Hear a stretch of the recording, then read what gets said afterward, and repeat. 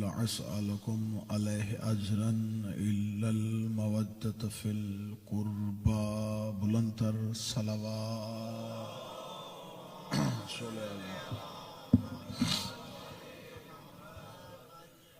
دعا ہے مخدومہ عالمیان مالکان عزت بارگاہ عزت میں صاحبان عزت کا آنا باعث شرف و منزلت فرمائے۔ برادر عزیز جناب سید افضل حسین شاہ صاحب کی یہ صف اعضاء کا اہتمام مخدومہ عالمیان کا پرسہ، اس کا تمام اجر و ثواب ان کی والدہ مرحومہ، ان کے مرحومین، آپ حاضرین کے مرحومین اور شہدائے ملت جعفریہ کے نامہ اعمال میں درج فرمائے۔ اب دور دراز سے جتنا بھی سفر کر کے شہزادی کے پرسے و تعزیت کی خاطر آئے ہیں، سرکار صاحب العصر آپ کے اس آنے کو، آپ کے اس بیٹھنے کو عبادت میں شمار فرمائے، اور آپ کے اس سفر کی نیت اور اس کا مقصد صرف خوشنودی جناب سیدہ قرار فرمائے۔ آپ کے جتنے بھی بیمار ہیں اور بالخصوص ملتمس ہیں کہ سید شبیر حسین شاہ صاحب کے علاوہ جتنے بھی مومنین بیمار ہیں، مولا سب کو آج کی اس شب کا صدقہ صحت کاملہ و عاجلہ نصیب فرمائے۔ میرا مالک پوری دنیا میں رہنے والے شیعان اہل بیت کی جان، عزت، مال اور ناموس کی حفاظت فرمائے۔ ہمارا شمار سیدہ کے طرفداروں میں، امیر المومنین کے پیروکاروں میں اور مولا حسین کے عزاداروں میں فرمائے۔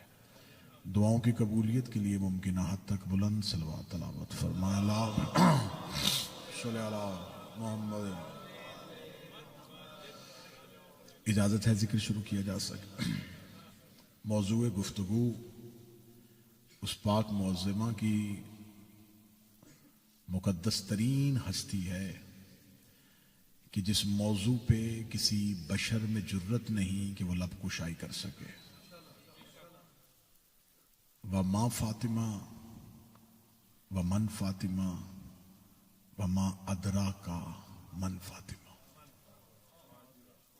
کوئی نہیں جانتا کہ فاطمہ کون ہے، کسی کو نہیں خبر کہ فاطمہ کیا ہے۔ یہ اللہ کا وہ چھپا ہوا راز ہے جس کی خبر صرف اللہ ہی جانتا ہے۔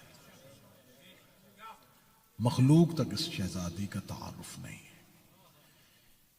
آپ نے مجلس شہزادی سے منسوب کیا ہے، میں منبر پہ کہوں کہ میں ان کے فضائل پڑھوں، میں ان کے مناقب پڑھوں۔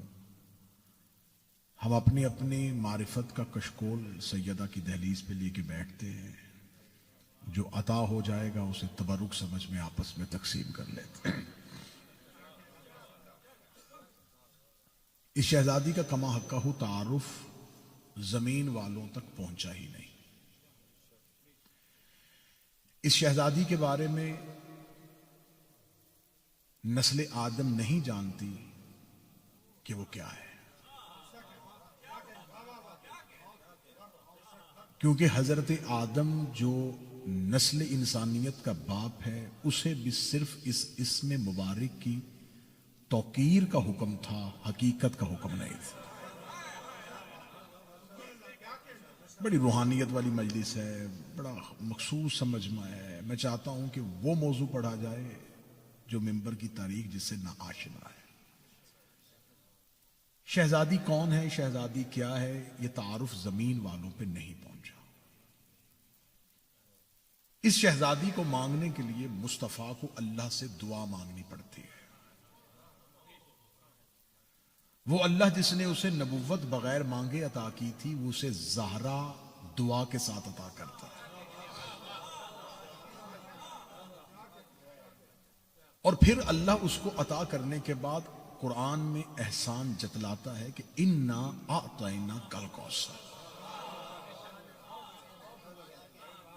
مصطفیٰ یہ بات ذہن میں رکھنا کہ میں نے تجھے نبوت و رسالت، حکمت سے ساری چیزیں بغیر مانگے عطا کی ہیں، لیکن میرا یہ احسان نہ بھولنا کہ میں نے تجھے کوثر عطا کی ہے۔ فَصَلِّ لِرَبِّكَ، میں نے اتنی بڑی نعمت کبریٰ تجھ پہ عطا کی ہے، اب تم پہ واجب ہے کہ اپنے رب کی نماز پڑھ۔ کیا اس آیت سے پہلے نبی نماز نہیں پڑھتے تھے؟ پڑھتے تھے. خدا نے فصل لربک کا حکم کیوں دیا؟ اس لیے کہ امت کے لیے نماز 5 واجب ہے. اللہ نے سیدہ کو عطا کرنے کے بعد نبی پہ نماز تہجد کو واجب کیا. مفسرین نے لکھا کہ نماز تہجد رسول اللہ پہ واجب تھی، امت پہ واجب نہیں، رسول پہ واجب تھی. وہ خدا جو کہتا ہے یا ایھا المزمل قم اللیل الا قلیلا، اے چادر اوڑھنے والا راتوں کو اٹھا کر لیکن تھوڑا. جو رات کو نبی کو عبادت کے لیے کھڑا نہیں ہونے دیتا، وہ زہرا کو عطا کرنے کے بعد کہتا نعمت اتنی بڑی دے دی ہے کہ تو رات کو اٹھ کے مجھے سجدہ کیا کر. یا اللہم صلی علی محمد وآل محمد. بسم اللہ. اس شہزادی کا تعلق زمینی مخلوقات سے نہیں، یہ آسمانی ہے، یہ اللہ کا چھپا ہوا راز ہے. زمین پر اس شہزادی کا جو تعارف پہنچا وہ تعارف یہ ہے کہ یہ نبی کی بیٹی ہیں، امیر المومنین کی زوجہ ہیں اور حسنین کریمین کی ماں ہیں. تعارف یہ نہیں ہم کروائیں گے کہ اللہ نے اسے نبی جیسا باپ دیا. تعارف یہ ہے کہ نبی کو فاطمہ جیسی بیٹی ملی. تعارف یہ نہیں ہے کہ اس کو علی جیسا شوہر ملا. فضیلت یہ ہے کہ علی کو زہرا جیسی زوجہ ملی. باعث شرف یہ نہیں ہے کہ اس کو حسنین جیسے بیٹے ملے. حسنین کے لیے شرف یہ ہے کہ اسے زہرا جیسی ماں ملی. نبوت و ولایت و امامت کو ناز ہے زہرا پہ. اگر آپ یہ کہیں کہ نبوت امامت ولایت اللہ کے عہدے ہیں اور جناب سیدہ پہ ناز کرتے ہیں تو حدیث کسا میں کیا پڑھتے ہیں؟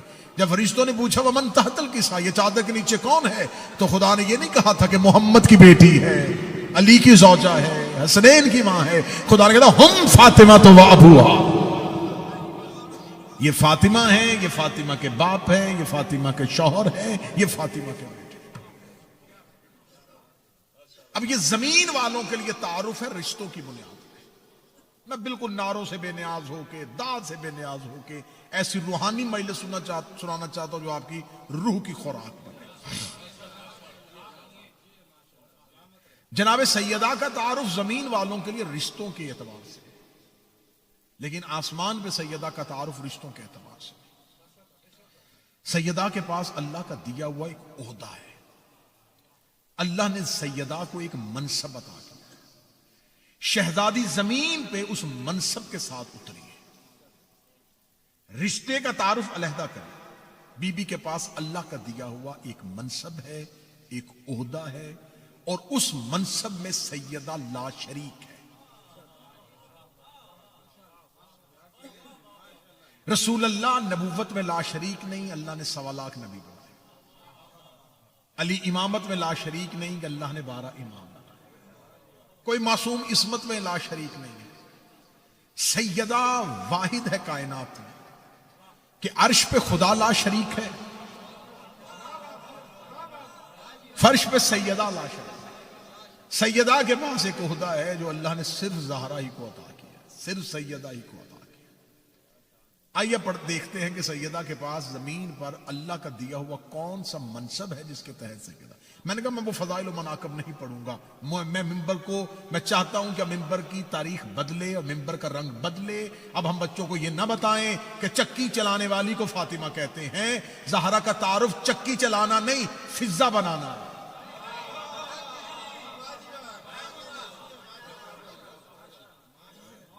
گھر میں جھاڑو دینے والی خاتون کا نام فاطمہ نہیں. دروازے پہ داڑھی سے جھاڑو دلوانے والے سلمان کی آقا زادی بنتا. اب رنگ بدلے ممبر کا، اب مزاج بدلے ممبر کا، سننے والوں کا مزاج بدلے تاکہ ہم ان چیزوں تک پہنچ سکیں. اللہ نے حضرت آدم سے ہدایت کا آغاز کیا، رسول اللہ تک آ کے خدا نے نبوت کو مکمل کیا. ہدایت کا سلسلہ نہیں رکا، اللہ نے نبوت کا سلسلہ روک دیا. اب نبی اللہ کے خزانے میں 1,24,000 تھے، اور خدا نے آخری نبی کو آخری حج کے موقع پر آسمان کی آخری خبر زمین پر نشر کرنے کا حکم دے دیا۔ اللہ نے زمین پہ جو آخری خبر آسمان سے آئی، جو آخری میسج آسمان سے زمین والوں کے لیے اترا، وہ غدیر میں تھا مولا علی کی ولایت کا۔ کیونکہ نبی کا جو درجہ ہوتا ہے، نبی کا درجہ یہ ہوتا ہے، نبی لفظ ہے نبا سے، نبا کہتے ہیں خبر دینا۔ نبی کا کام ہوتا ہے آسمان کی خبروں کو زمین پر اتار، صرف وہ زمین والوں کو خبر دیتا ہے کہ اللہ نے آسمان سے یہ خبر بھیجی ہے۔ رسول جسے ارسال کیا جائے، جسے بھیجا جائے، نبی نے زمین پر آخری خبر دے دی، اور وہ آخری خبر کیا تھی؟ اپنے بعد امامت و ولایت۔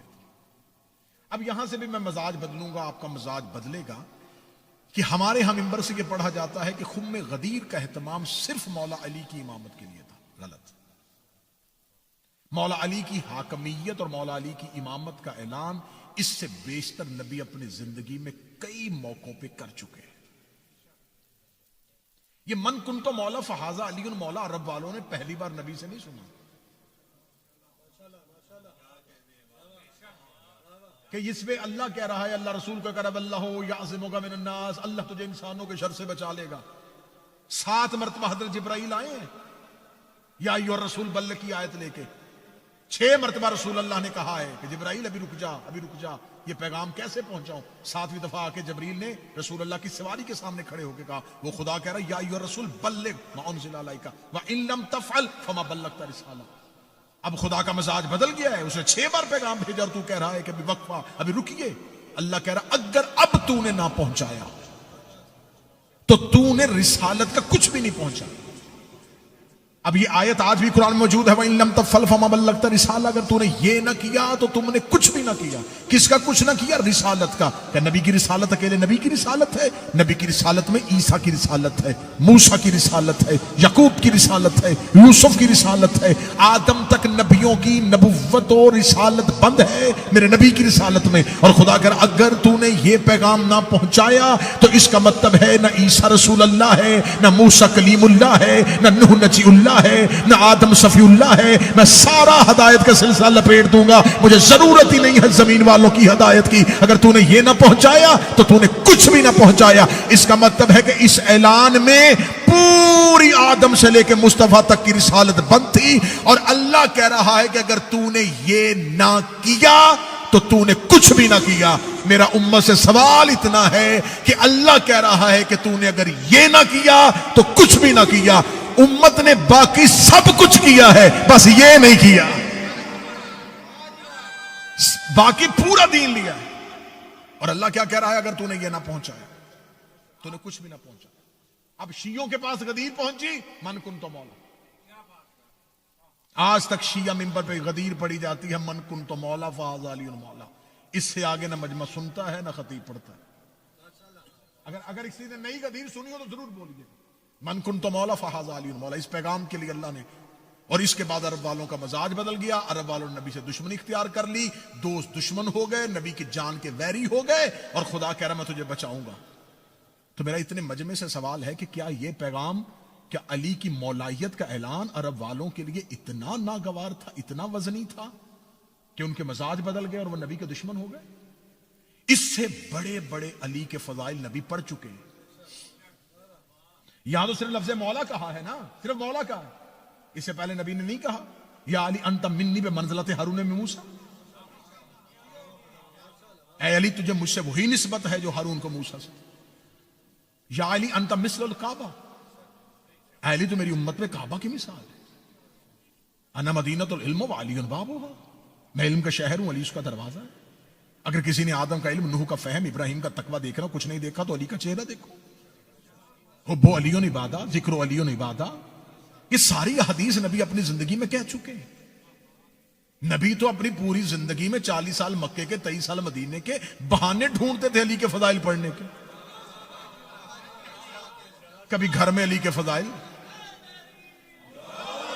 کبھی گھر میں علی کے فضائل، کبھی مسجد میں علی کے فضائل، کبھی صحن میں علی کے فضائل، کبھی بازار میں علی کے فضائل، حتیٰ کہ نبی اتنا علی علی پڑھنے سے محبت کرتے تھے کہ میدان جنگ میں لشکر ایک دوسرے کے سامنے موت کا بازار گرم کیے ہوئے ہوتے تھے اور نبی درمیان میں کھڑے ہو کے کہہ رہے ہوتے تھے 12 ظالمان کلو اللہ کل کفر، وہ دیکھو کل ایمان کل کفر کے مقابلے پہ جا۔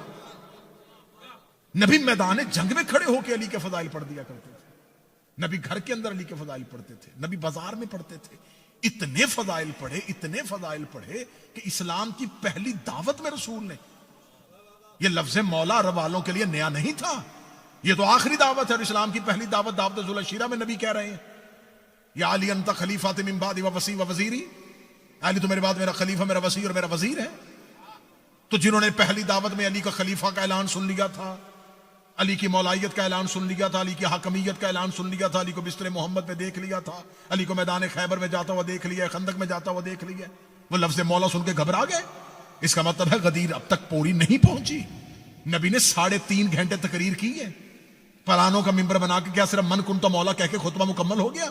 نہیں، نبی نے خطبہ ایسے تو مکمل نہیں کیا، نبی نے اللہ کی حمد و ثنا بیان کی، اللہ کی نعمتوں کا ذکر بیان کیا، اپنے ما سبق انبیاء کی باتیں کی، آنے والی آسمانی کتاب اور صحائف کا تذکرہ کیا، پھر نبی نے اپنی رسالت کی بات کرتے کرتے نبی نے جب اپنے دینی احکامات اور دینی تعلیمات اور دینی خدمات کے بارے میں اعتراف کرواتے کہا النبی اولا بالمؤمنین من انفسہم، بتاؤ کیا نبی تو مومنین کے جانوں میں سے زیادہ حقدار ہے؟ سب نے کہا بلا، ہم یہ یقین رکھتے ہیں کہ تو ہی ہماری جانوں میں سب سے زیادہ حقدار ہے۔ نبی نے فرمایا اللہ مولایا، اللہ میرا مولا ہے، وانا مولاکم، میں تمہارا مولا ہوں، ومن کنت مولا ہو فہذا علی مولا، اللہ میرا مولا ہے، میں تمہارا مولا ہوں، اور جس کا میں مولا ہوں اس کے بعد اس کا علی مولا ہے۔ نبی نے یہاں خطبہ مکمل نہیں کیا، یہاں تک آگے لوگ بھی پریشان نہیں ہوئے تھے، آگے والا مجمع بھی نہیں گھبرایا تھا، نبی یہاں تک بات کرتے تھے، نہ مجمع میں تفریق پڑتی، نہ لوگ علی سے دشمنی کرتے، نہ نبی کا جنازہ چھوڑتے، یہاں تک نبی کی تقریر مکمل نہیں ہوئی۔ نبی نے کہا من کنت مولا فہذا علی مولا،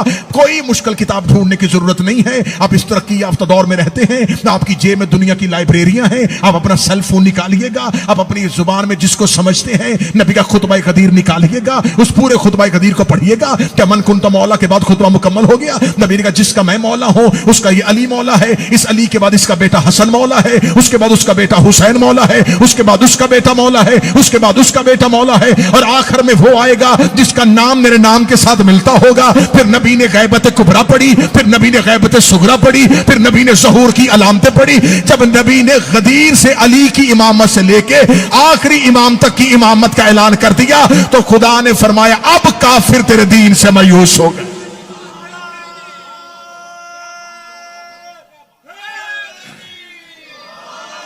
الیوم یئس الذین کفروا من دینکم، یہ آیت ہے قرآن، یہ یا ایھا الرسول بلغ ما انزل کے اعلان کے بعد یہ آیت آئی۔ الیوم یئس الذین کفروا من دینکم، آج کے دن کافر تیرے دین سے مایوس ہو، مسلمان نہیں،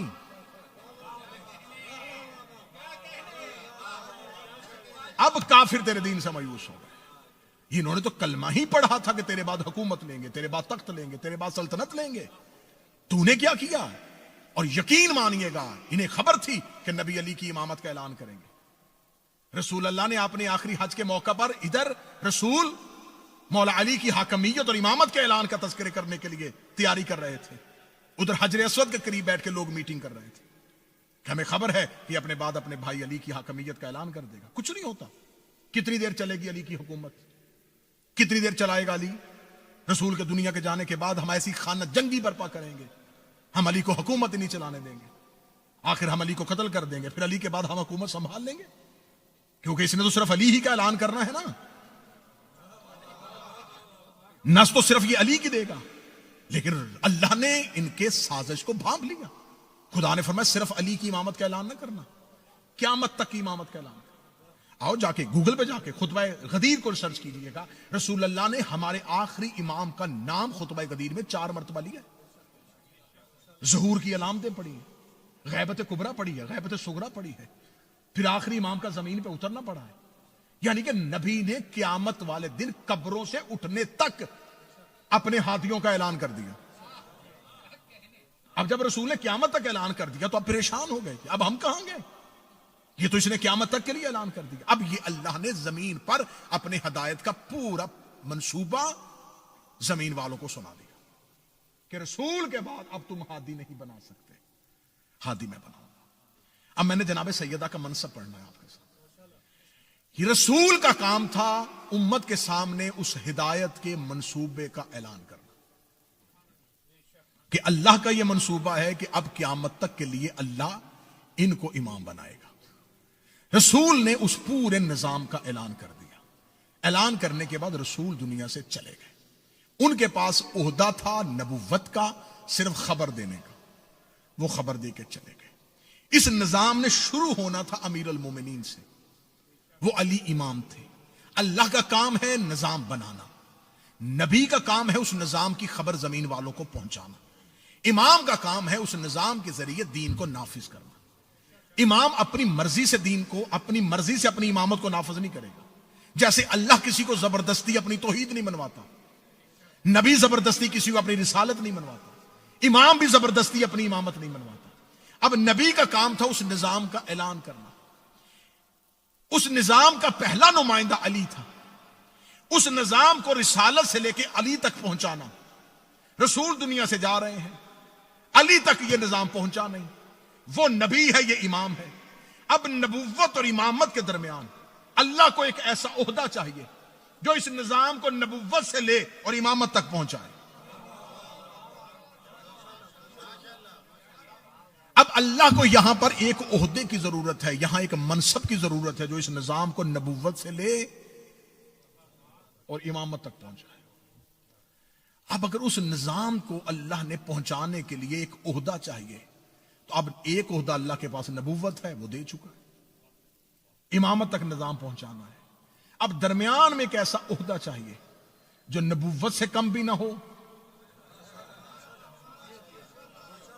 امامت سے کم بھی نہ ہو.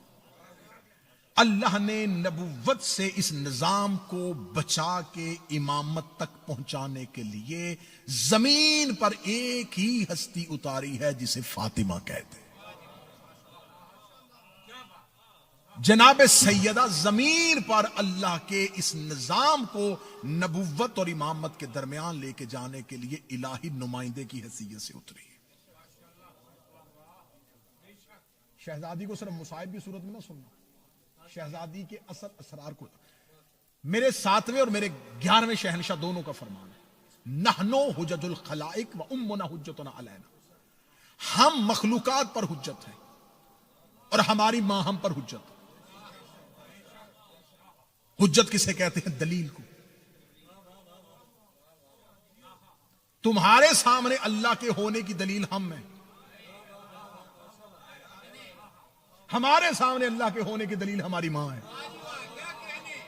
میں ابھی مجمع کا معیار دیکھ رہا ہوں کہ مجھے اس معیار پہ جانا ہے کہ جہاں یہ تم جنس خرید سکو. چلیں اگر 2-4 ہاتھ اٹھے ہیں اور ذہن عادی ہوئے ہیں تو پھر میں اگلا سطر کہتا ہوں. امام نے زمین پہ یہ حدیث کہہ کے دنیا کو بتایا کہ تمہارے سامنے اللہ کو ثابت کرنے کے لیے تمہیں اللہ دیکھنے کی ضرورت نہیں، ہم دلیل ہیں. اور ہمیں بھی اللہ دیکھنے کی ضرورت نہیں، ہماری ماں دلیل ہے. وَأُمُّنَا حُجَّتُنَا عَلَيْنَا، ہماری ماں پر حجت ہے. جناب سیدہ انسانوں پر حجت نہیں، حجتوں پر حجت.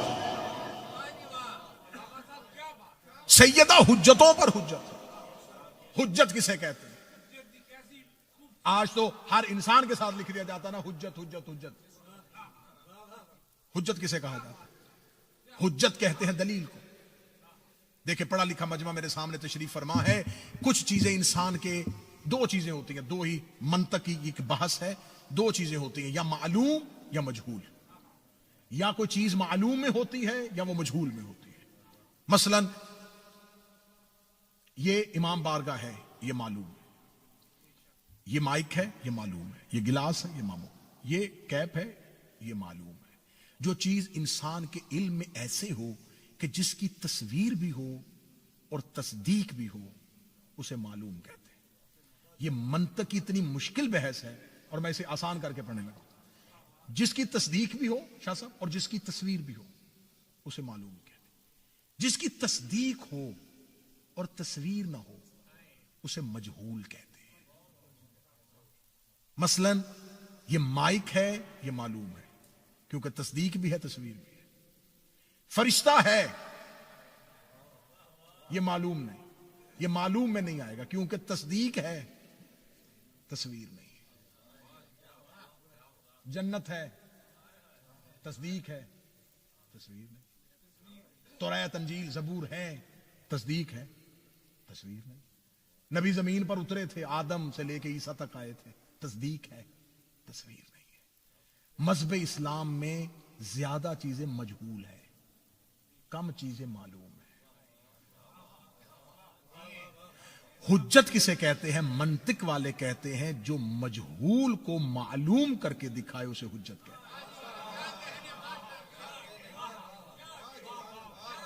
جو کسی چیز کو آپ کے جہل سے نکال کے آپ کے علم میں لے آئے.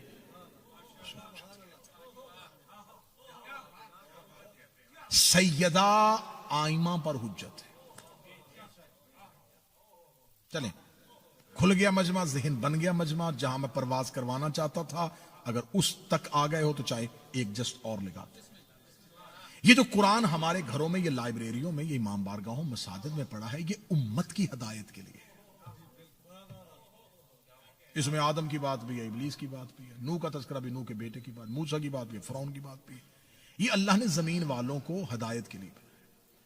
اچھا مخلوق ہدایت لیتی ہے قرآن سے, امام ہدایت کس سے لیتا ہے؟ امام کو بھی تو اللہ کی خبر کی ضرورت ہے. اس کی جبلت میں ہدایت بھی ہے, علم بھی ہے, لیکن آسمانی خبریں اس تک کون پہنچاتا ہے؟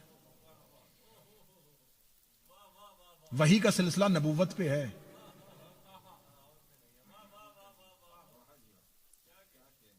تو اب آئمہ کے پاس کیا تھا؟ اب یہ مذہب جعفریہ کی ضروریات میں سے یہ چیز ہے.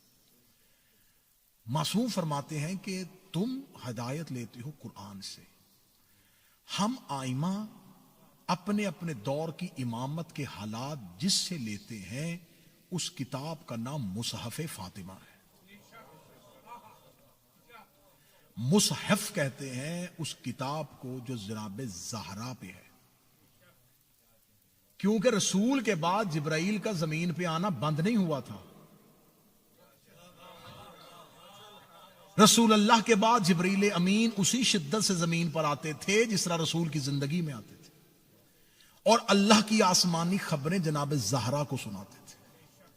اللہ زہرا سے سرگوشیاں کرتا تھا, توحید سیدہ سے گفتگو کرتی تھی, مولا علی اس گفتگو کو املا کرتے تھے, لکھتے تھے.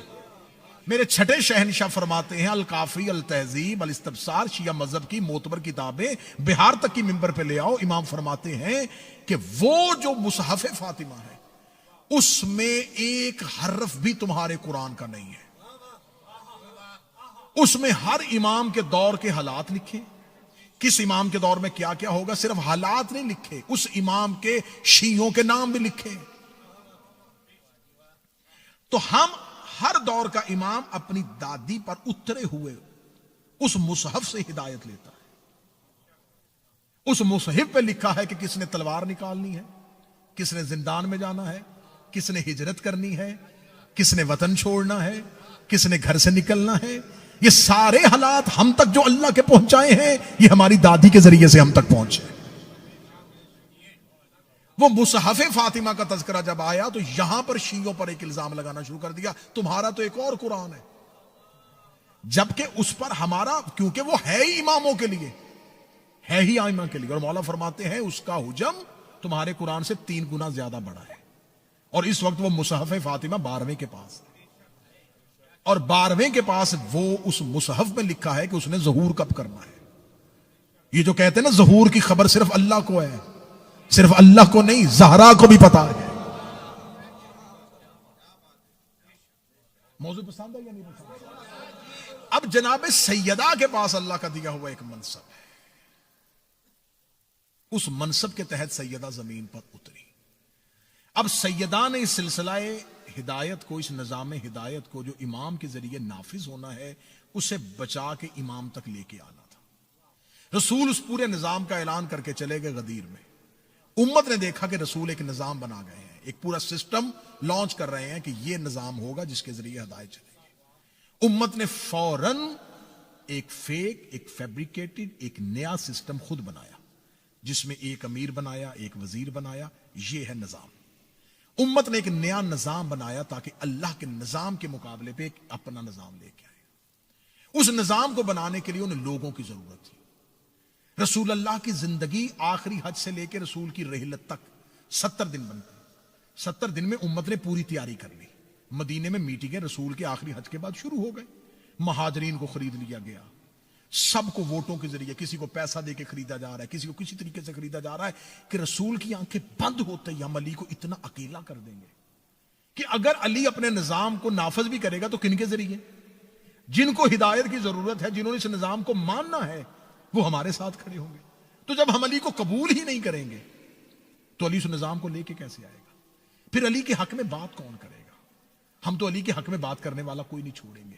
70 دن پورے مدینے میں میٹنگیں ہوتی رہی۔ خبر اللہ نے رسول کو پہنچا دی کہ مدینہ میں ایسی ایسی میٹنگز ہو رہی ہیں کہ جس میں تیرے نظام کو فلاپ کرنے کی، تیرے نظام کو ختم کرنے کی کوشش کی جا رہی ہے۔ اب یہاں پر کچھ تاریخی حقائق ہیں جن سے منبر کسی مصلحت یا کسی مجبوری کے تحت پردہ نہیں اٹھاتا، لیکن مصلحت اور مجبوری میں نے سیدہ سے خیرات میں مانگی ہی نہیں ہے۔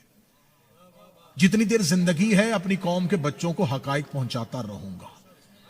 اب یہاں پر رسول نے اپنے آخری دنوں میں ایک لشکر ترتیب دیا جسے لشکر اسامہ کہتے ہیں۔ ایک 17 سال کا ایک ینگ بچہ، ایک 17 سال کا نوجوان، زید بن حارثہ کا بیٹا اسامہ۔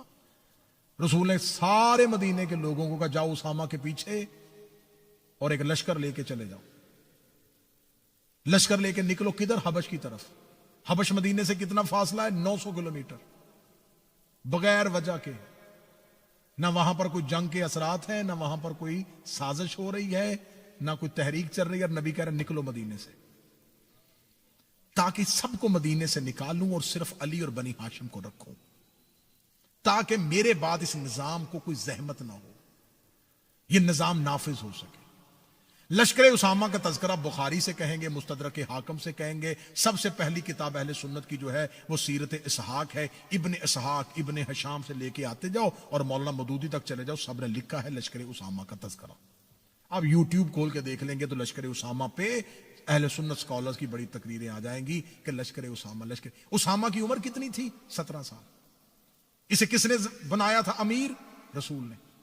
اور پیچھے کون ہے؟ 50 60 60 70 سال کے صحابی، اور نبی ان کو کہہ رہے ہیں اس کے پیچھے چلو۔ نبی نے 17 سال کے لڑکے کو امیر کیوں بنایا؟ کیونکہ رسول کے بعد انہوں نے جو علی سے حاکمیت چھیننی تھی، یہ کہہ کے چھیننی تھی کہ علی کی عمر چھوٹی ہے۔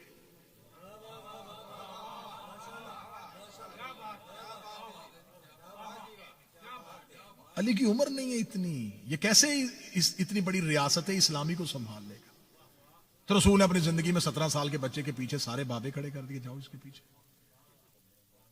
اور رسول نے، اور پوری رسول کی زندگی میں رسول نے ایک عبادت کے لیے یہ حکم نہیں دیا کہ اگر تم نے نماز نہ پڑھی تو یہ، روزہ نہ رکھا تو یہ۔ لشکر اسامہ کے لیے صحیح بخاری، مسلم، مستدرک حاکم سب نے لکھا کہ رسول نے فرمایا جس نے لشکر اسامہ کے ساتھ نہ گیا اللہ کی اس پہ لعنت ہوگی۔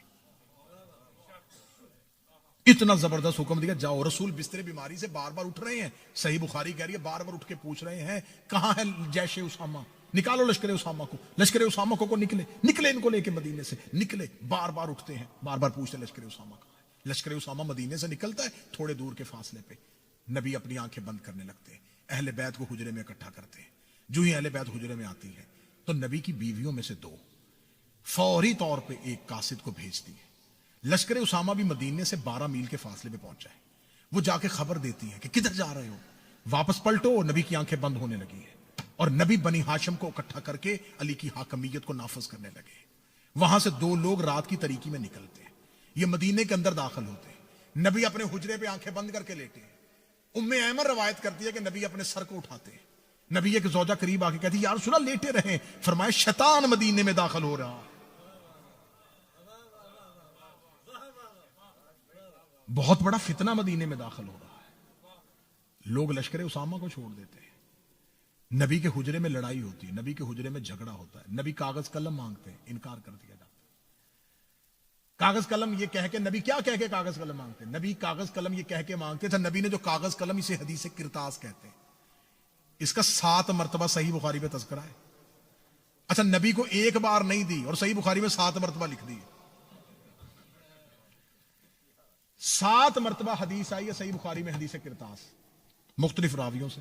نبی نے کہا مجھے کاغذ قلم دو. یہاں تک نہیں لفظ, یہ باتیں شیعہ قوم کا بچہ بچہ مناظر پیدا ہو جائے گا اگر یہ باتیں ذہن نشین کر لیں.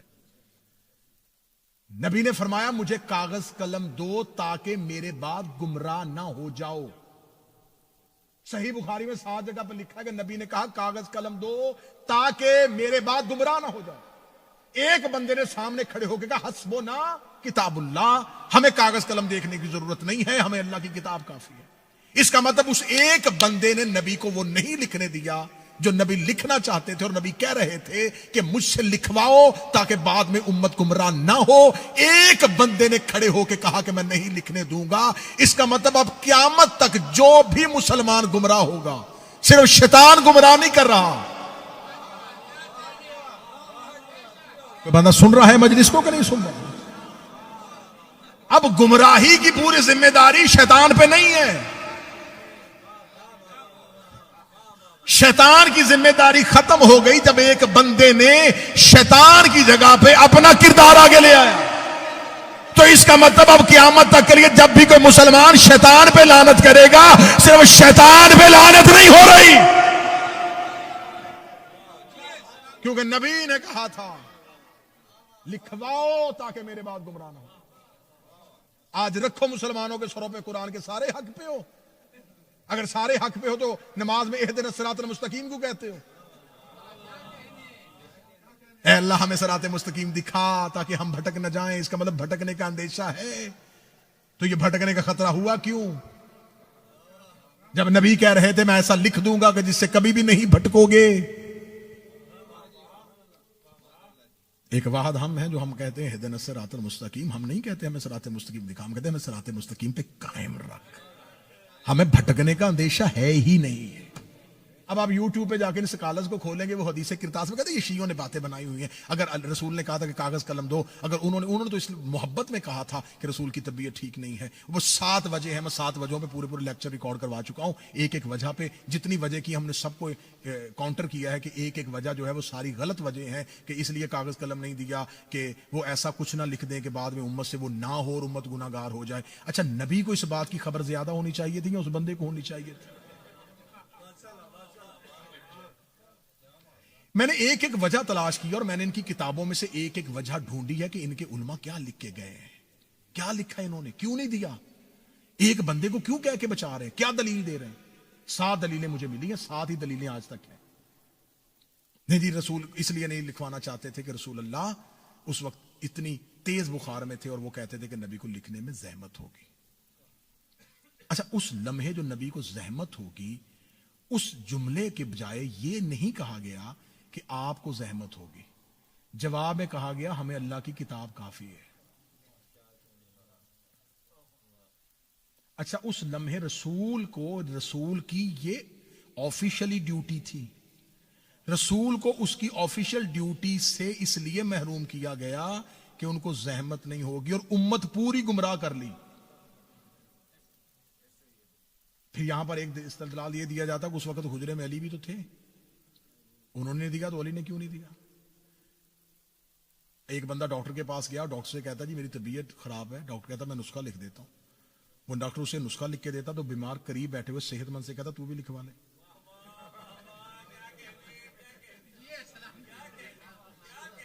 تو وہ صحت مند کہے گا بیمار تو ہے, نسخہ میں کیوں لکھواؤں. رسول لکھوا رہے تھے گمراہوں کے لیے. کوئی بندہ بیٹھا ہوا کہ نہیں بیٹھا ہوا؟ لکھوانا انہیں تھا جنہیں گمراہی کا خطرہ تھا. علی معصوم ہے.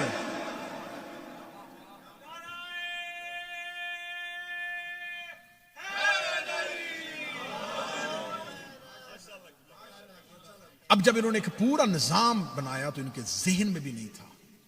ان کے ذہن کے انہوں نے مہاجرین ساتھ میں لائے, بنی امیہ کے سردار کو پورا بیت المال دیا.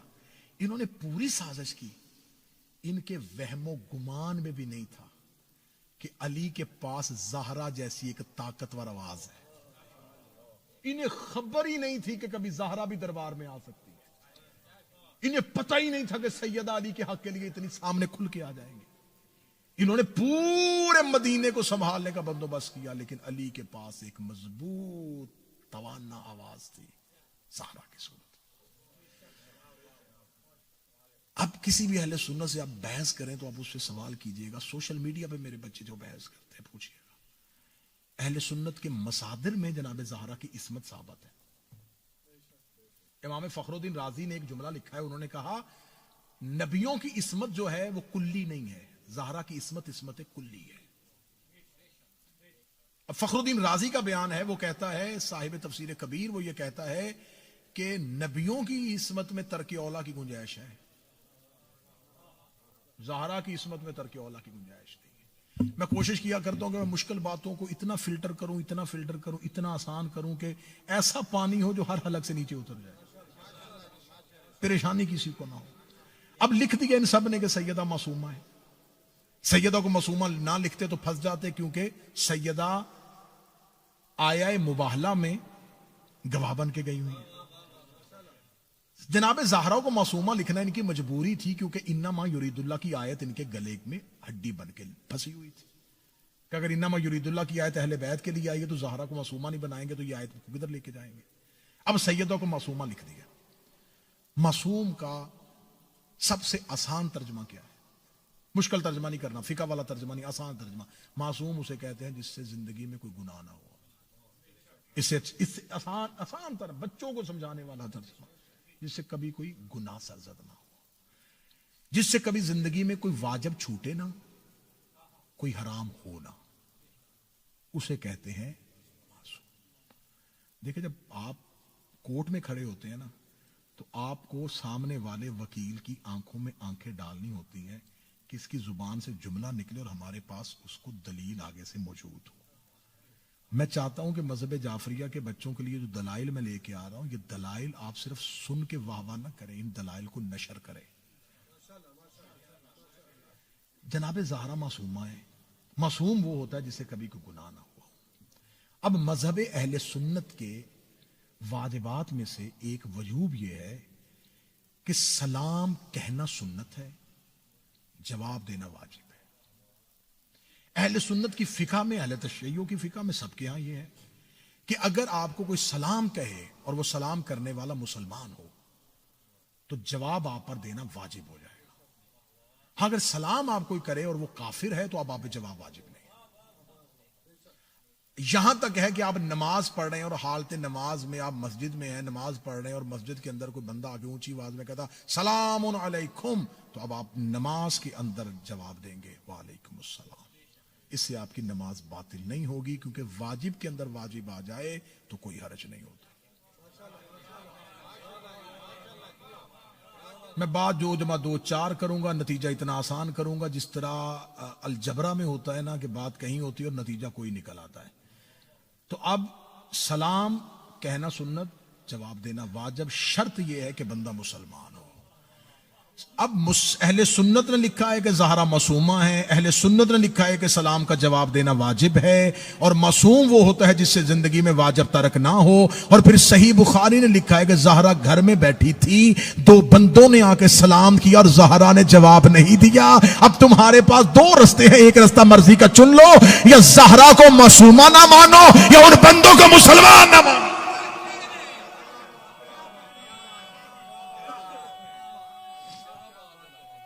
بسم اللہ. یا تو یہ مانو کہ سیدہ معصومہ نہیں, یا پھر یہ مانو کہ بندے مسلمان نہیں. تو جب بندے مسلمان نہیں, بسم اللہ, جب بندے مسلمان نہیں تو مسلمان کی اطاعت مسلمان کر سکتا ہے, کافر کی اطاعت نہیں کر سکتا.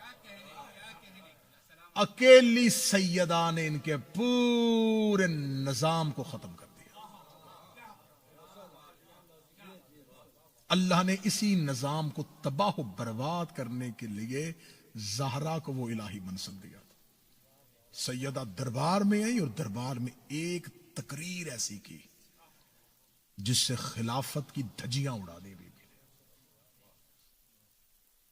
علی زمین پر اللہ کا وکیل ہے اور زہرا زمین پر علی کی وکیل ہے. ہائے ہائے ہائے ہائے ہائے.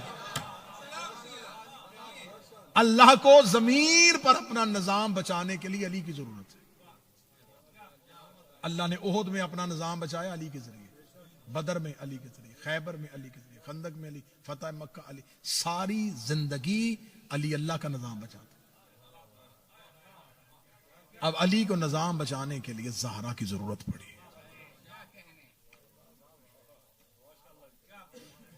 سیدہ کا خطبہ فدق اپنی زندگی میں کبھی ایک دفعہ ضرور پڑھیے گا. جس زبان میں آپ پڑھ سکتے ہیں زبان میں پڑھیے گا. سیدہ کا خطبہ فدق نہ چھوڑیے گا. معصوم کا حکم ہے کہ زہرا کا خطبہ اپنے بچوں کو زبانی یاد کرواؤ. معصوم سے کسی بندے نے پوچھا کہ آپ اہل بیت کے گھر کے جتنے بھی بچے ہیں وہ سارے ہی اتنے سوالوں کے جواب دیتے ہیں, آپ کہاں سے لیتے ہیں؟ فرمایا ہم اپنے ہاشمی بچوں کو بچپن میں زہرا کا خطبہ یاد کرواتے ہیں. ایک دفعہ سیدہ کا خطبہ پڑھیے گا کہ سیدہ نے کیا گرجدار خطبہ دیا. امیر المومنین کے پاس مدافع ولایت زہرا کی صورت میں موجود تھی. آج تک سیدہ نے اس نظام کو ایسے بے نقاب کیا, میں اتنی بڑی دلیل دینے لگا ہوں مجھے قیامت تک علی کو رد پیش کرے. آج تک نئے شیعہ ہونے والے کسی بندے سے پوچھیں وہ علی کی تلوار پڑھ کے شیعہ نہیں ہوتا. دلیل دے رہا ہوں, میرے ساتھ بس بات کریں. آپ کے دوست احباب میں بڑے بندے ہوں گے جو کنورٹڈ ہوں گے, جو شیعہ ہوں گے. وہ مولا حسن کا دسترخوان سن کے شیعہ نہیں ہوا, وہ شہادت حسین سن کے شیعہ نہیں ہوا. کسی بندے سے پوچھے کیوں شیعہ ہوا, کہتا حق کے زہرا. اس کا مطلب جو آج بھی اکیلی لڑ رہی ہے اسے زہرا کہتے ہیں. آج بھی جو اس نظام کو بے نقاب کر رہی ہے وہ سیدہ کا سسٹم. بے شک سیدہ کا نظام اتنا طاقتور ہے کہ مشکل ترین کام ہے کائنات میں زہرا کے نظام کی حمایت کرنا. مجھے پہلے ذاکر منتظر مہندی بیان کر رہے تھے جناب فاطمہ کا اسم فاطمہ رسول نے نہیں رکھا, اللہ نے رکھا ہے. اور یہ فطم سے نکلا ہے, اس کا مصدر فطم کہتے ہیں چھڑوانے والی. اس کے بارے میں رسول اللہ نے کہا, پوچھا کہ اسے یا رسول اللہ, اور اس نام سے اہل بیت کو اتنا پیار ہے. میرے مولا فرماتے ہیں کہ اپنے گھر میں ایک بچی کا نام فاطمہ رکھو. اور پھر کیا فرماتے ہیں معصوم, فرماتے ہیں جس گھر میں کوئی فاطمہ رہتی ہے اس گھر میں ہمارا آنا جانا رہتا ہے.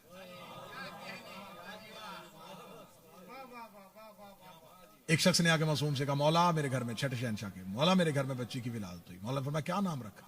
اس نے کہا مولا میں نے اپنی آپ کی جدہ کے نام پہ اس کا نام فاطمہ رکھا. امام بڑے خوش ہوئے. خوش ہونے کے بعد کہتے اب میں تمہارے گھر رہوں گا. مولا اب نوکر کے گھر تشریف لائیں گے. فرمایا تو نے بچی کا نام ہی ایسا رکھ دیا ہے, اب مجھے تیرے گھر آنا پڑے گا. اور یہ کہنے کے بعد امام نے فرمایا جو بھی اپنی کسی بچی کا نام فاطمہ رکھے گا ہم اس کے گھر آئیں گے. جس کا نام فاطمہ رکھو پھر جھڑکنا نہیں. اس اسم سے اہل بیت کو بڑا پیار تھا.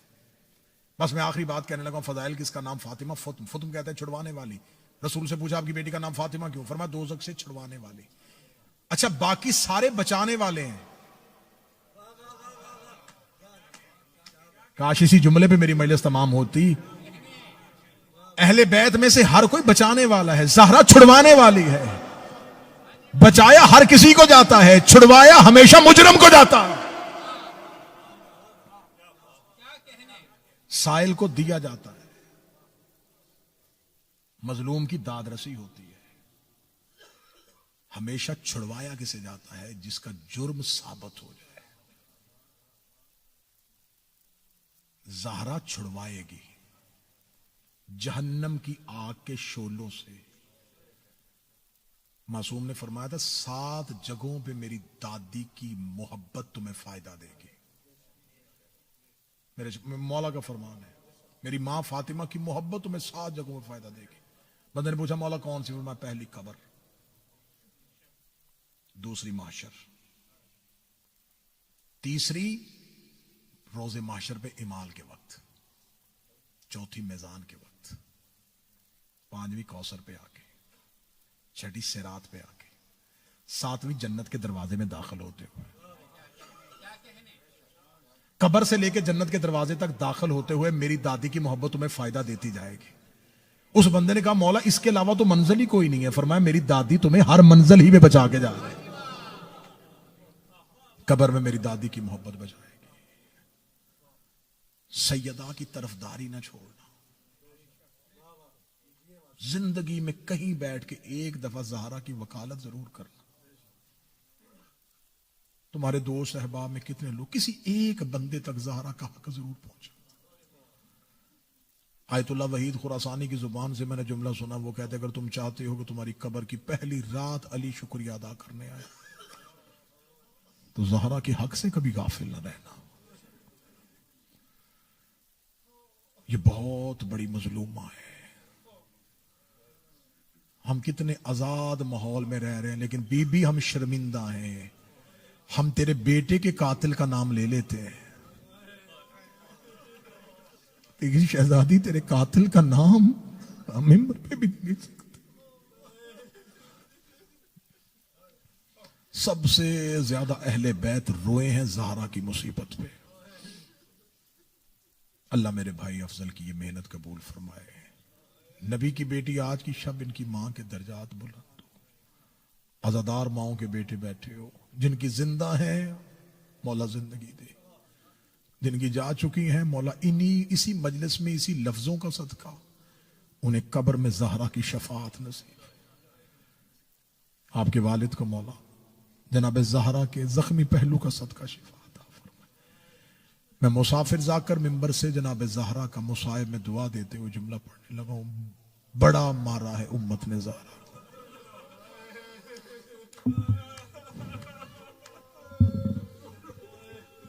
ابھی ذاکر منتظر جملہ پڑھ رہے تھے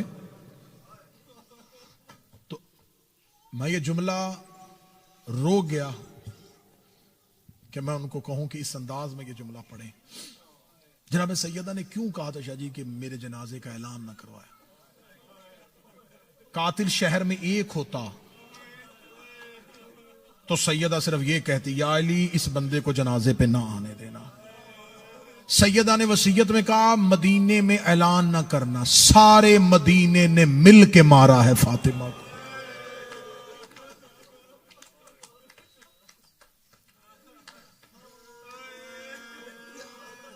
کوئی کسی کے بیٹے کو تماچا مارے تو لوگ برداشت نہیں کرتے. یقین کریں سادات بیٹھے ہیں. اتنی بڑی مظلومہ ہے کہ اس کی شہادت بھی ممبر سے کھل کے نہیں پڑھی جاتی. کتنی زخمی تھی نہیں پڑھا جاتا. کیسے اٹھایا علی نے نہیں پڑھا جاتا. کتنا مارا گیا نہیں پڑھا جاتا. اتنی زخمی تھی شام میں جتنی سکینہ زخمی تھی.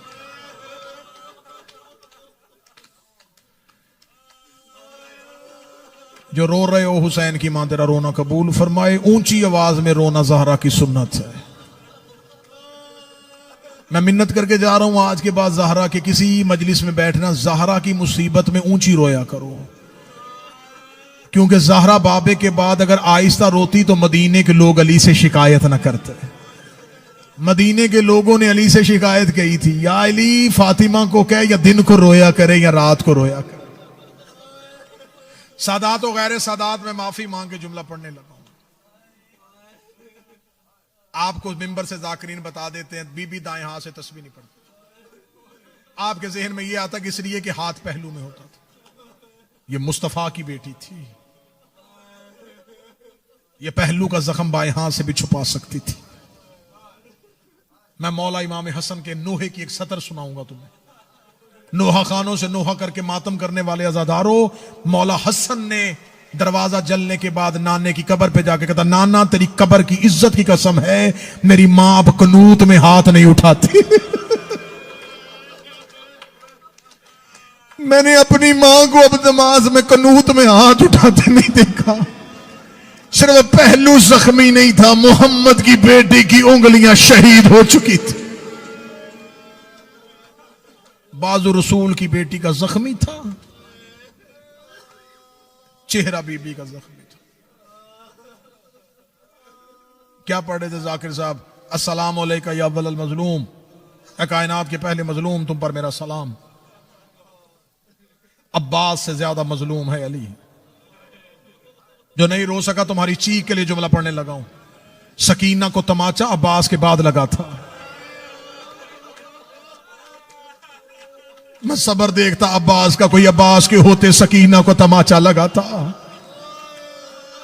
زینب کی چادر چھری تھی حسین کے جانے کے بعد، علی زندہ تھے، زہرا کا ہاتھ رخسار پہ آ گیا۔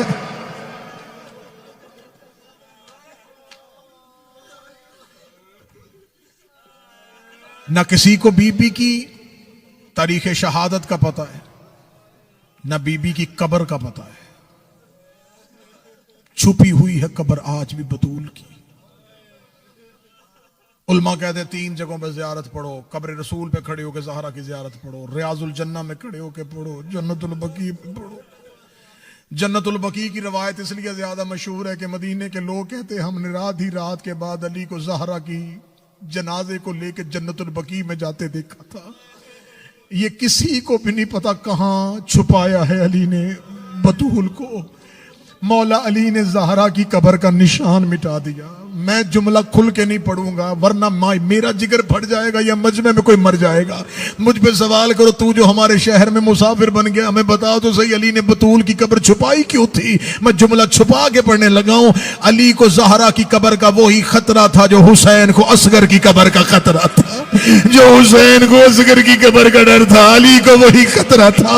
علی نشان مٹا کے آ گئے تھے۔ آدھی آدھی رات کو جنت البقیع میں علی اونچی آواز میں قرآن پڑھتے تھے، قرآن پڑھ کے لوگوں کو بتاتے تھے خبردار علی پہرا دے رہا ہے، اور جو آگ لے کے دروازے پہ آ گئے کہیں بیل سے لے کے قبر پہ نہ جائے۔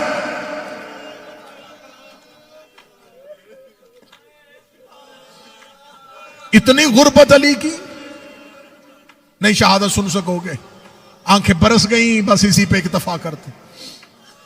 مقصد رونا تھا، آنکھ میں آنسو آ گئے، بڑی روحانیت والی مجلس۔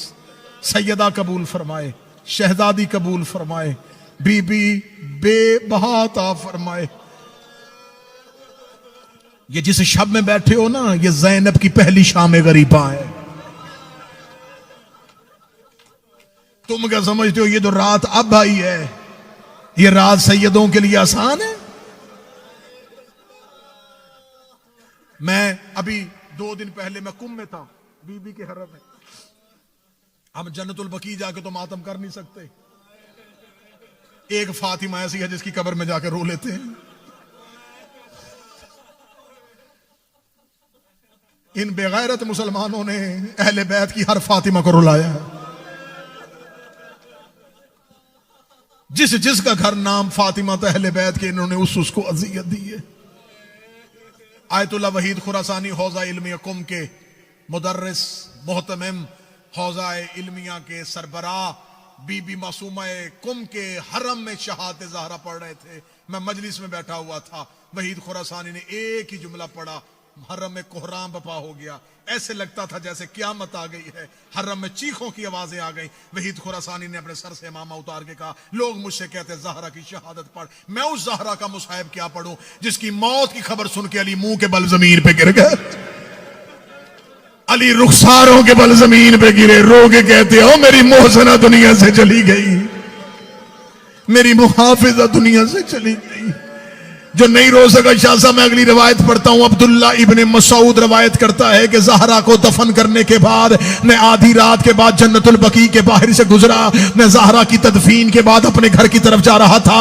عبداللہ ابن مسعود کہتا مجھے جنت البقیع سے چیخوں کی آوازیں آئیں۔ وہ کہتا جب میں جنت البقیع میں پہنچا، علی ایڑیاں رگڑ کے ایسے رو رہے تھے جیسے کوئی بچہ بچپن میں روتا ہے۔ عبداللہ کہتا میں نے پہلی بار علی کو ایسے روتے دیکھا۔ عبداللہ کہتا میں چیخ مار کے علی کے سہارے آیا، میں نے کہا یا علی او میرا فاتح خیبر مولا، او میرا فاتح بدر احد مولا، میں نے زندگی میں کبھی آپ کو ایسے روتے نہیں دیکھا۔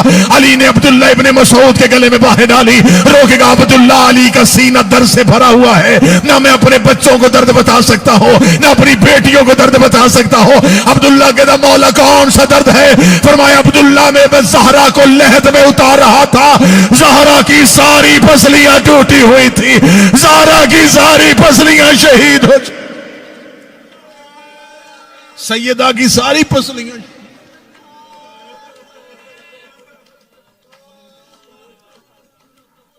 بس آج کی شب کا ایک روایت سن، 3 جمادی الثانی کا دن گزر چکا، جو شہادت کے بعد شب آتی ہے نا، یہ سیدوں کی پہلی شام غریباں ہیں۔ میں منبر سے دعا کرتا ہوں میرے اللہ اولاد چھوٹی ہو تو ماں نہ مرے،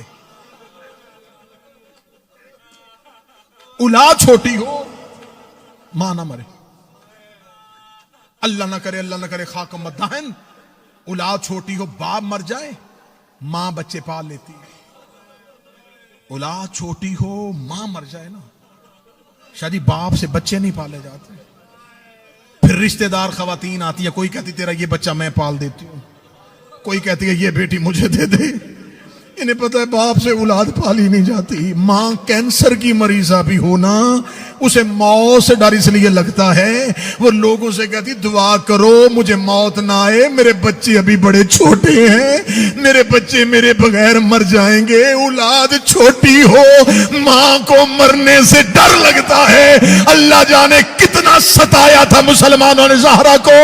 زینب و حسین ابھی چھوٹے تھے، جو زہرا قبر محمد پہ جگری بابا میں مرنا چاہتی ہوں، بابا اب زہرا کو موت آ جائے، بابا اب مجھ سے سانس بھی نہیں لیا جاتا۔ اولاد چھوٹی تھی اور سیدہ موت مانگ رہی تھی، اللہم عجل لوفاتی، میرے اللہ میری موت کو میرے قریب کر دے۔ میرا مولا تمہیں اولاد چھوٹی ہو نا، اللہ نہ کرے، آپ نے ہم نے سب نے کئی دفعہ یہ منظر دیکھا ہے، کہیں کہیں ایسا ہوتا ہے اولاد چھوٹی ہو ماں مر جائے نا، مہمان دن کو بچوں کو سنبھال لیتے، کوئی بچے کو بازار لے جاتا ہے، کوئی دکان پہ لے جاتا ہے، بچے کو گھر کے اندر نہیں جانے دیتے اسے ماں نہ پتہ چلے، لیکن اس گھر میں قیامت تب آتی ہے جب ماں کے بعد پہلی رات آتی ہے۔ وہ سارا دن میں بہلنے والا بچہ رات کو پوچھتا ہے میری ماں کہاں ہے، میری اماں کہاں ہے، کیونکہ چھوٹے بچے ماں کے پہلو میں سوتے ہیں۔ بچوں کو ماں کے بعد پہلی رات قیامت کی رات ہوتی ہے۔ زہرا کو دفنانے کے بعد علی گھر آئے، علی نے نماز شب کے لیے مصلی بچھایا، فضا کی آواز آئی یا علی ابھی نماز شروع نہ کرنا۔ علی کی آواز آئی فضا کیا ہوا؟ بی بی دیکھتی یا علی چراغ روشن کر، وہ دیکھ دروازے پہ تیری زینب سو گئی، وہ مٹی پہ تیرا حسن سو گیا، وہ ریت پہ تیری کلثوم سو گئی۔ یا علی میں پورا گھر تلاش کر رہی ہوں، مجھے حسین کہیں نہیں مل رہا۔ جب اتنا کہا مجھے حسین کہیں نہیں مل رہا، بھول گئی علی کو زہرا کی غربت۔ علی مدینے کی گلیوں میں دوڑے، علی کی آواز آئی حسین بابا تجھے ڈھونڈ رہا، حسین بابا تجھے ڈھونڈ رہا۔ جب علی جنت البقیع میں پہنچے تو حسین ماں کی قبر پہ منہ رکھ کے رو رو کے کہہ رہا اماں مجھے نیند نہیں آ رہی، اماں میری حویلی اجڑ گئی، اماں میرا گھر خالی ہو گیا، اماں میری بہنیں مٹیوں پہ سو گئی، اماں تیرا حسین تیرے بغیر نہیں سوئے گا، چل ماں تجھے گھر لے کے چلو، اماں تیرا حسین غریب ہو گیا۔ اللہ لعنت اللہ علیہ